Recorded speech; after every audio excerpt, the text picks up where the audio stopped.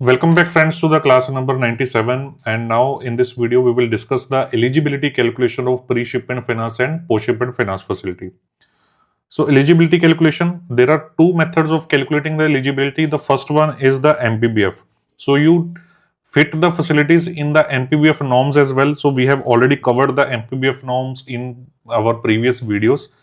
So besides MPBF norms, there is one additional assessment as well, which is called individual assessment of these facilities, right?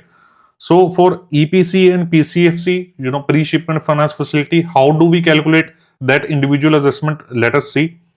So first you take the total projected exports in next 12 months. So I am writing projected exports that you propose to meet in the next 12 months. So suppose they are rupees 1000. Obviously, friends, when you take that projection of rupees 1000, you need to have some concrete evidence or concrete proof that these projections of rupees 1000 are actually achievable in the next 12 months, right? So 1000 rupees worth of export you are projecting in next 12 months, and the bankers will not finance everything to you. The bankers will say you have to contribute some margin on your own as well. So suppose the promoter margin is 10%. It can range from 10% to 25%, right? But for simplicity purpose, I have taken only 10% a bare minimum margin as promoter margin in my example. So 10% is promoter margin, that is rupees 100 that you have to contribute from your own pocket. Then bank have studied, you have told the bankers, and banks have studied from your export order copies, from your balance sheets, that you receive the advance payment from your foreign parties as well, who are importing goods from you, right? So your payment terms are practically that you get 30% advance payment from them of your order value, right? You get 30% as the advance payment from your foreign parties. So on that 30% advance payment, you don't need any financing facility from the bankers, right? So that advance payment is a practically funds to you, is a practically finance arrangement to you, right? So if you are projecting 1000 rupees worth of export in next 12 months, out of that 100 rupees worth of contribution you need to do from your own pocket, 30% benefit of advance payment is given to you by your foreign parties. Then you are left with rupees 600 amount, which need to be funded, which need to be supported by the bankers by way of financing, right? So 600 worth of export sales in your future is the amount that on which you need the loan, and bankers have seen that in order to produce that 600 value worth of goods, you need to spend 480 rupees. That is your basically cost of goods sold that you need to spend in order to manufacture these 600 worth value of goods, right? So that can vary case to case basis. You have to judge it from your clients cost sheets, clients trading and profit and loss account. So in my example, this is practically 80% of the value of goods, that is your manufacturing cost, right? Now suppose your tenure from your date of receipt of export order to the date of shipment of goods is 90 days. You take 90 days from the date of export order to the date of actual shipment.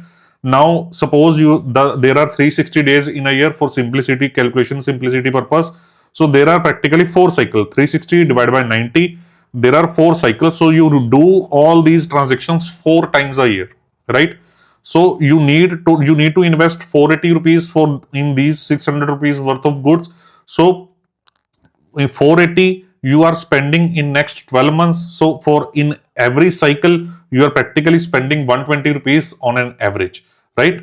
So 120 rupees on an average is your total financing requirement as pre-shipment finance from the bankers. And if you have availed any pre-shipment finance or any such supporting facility to support that export orders from any other banker or existing banker, then the same shall be deducted from your total eligibility, and balance 70 rupees will be your eligibility for pre-shipment finance from the bankers. So this is how we calculate the eligibility as based on individual assessment for EPC and PCFC. Now coming to the post-shipment finance. So again, your projected exports in next 12 months are rupees 1000. Your margin is 10%. So your total promoter margin is 100 rupees. You are receiving advance from customer of 300 rupees. So your export sales that need financing from the bankers is rupees 600 rupees, like the previous EPC PCFC example. Now the change, what is the change here? Now we will see what is the credit period you allow to your foreign parties from the date of your shipment of goods. How much credit period is allowed by you to your foreign parties, which would be written in your export order copies, which can be assessed from your balance sheet, from your month-wise debtors position as well.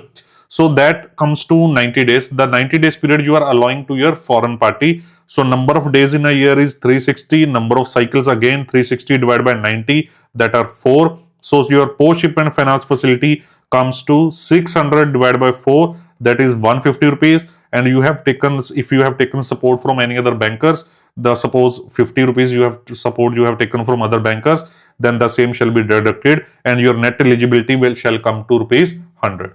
So that is how you calculate the eligibility for post-shipment finance as individual assessment as well.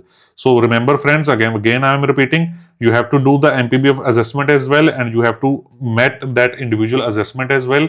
Many a times I have seen credit manager doing the MPBF assessment but missing that individual assessment overall of that pre-shipment and post-shipment finance facility. But please don't do that mistake and learn from every aspect that you see in your note format, right? So the calculations that I have shared here may differ from bank to bank and organization to organization basis. There, some may have their own formats, some may have a consideration of shipment period, adding shipment period in that total 90 days period. So there can be different slight changes in as per the bankers. So you have to adjust yourself accordingly. The basic concept I have already explained to you. So this concept doesn't change in most of the banks and it will help you a lot, certainly, right? So in the next video, we shall be discussing about the forward contracts concept, the forward exchange, the LER limit, the war limit, whatever you may call, will be discussed in the next videos. Thank you for staying with this channel.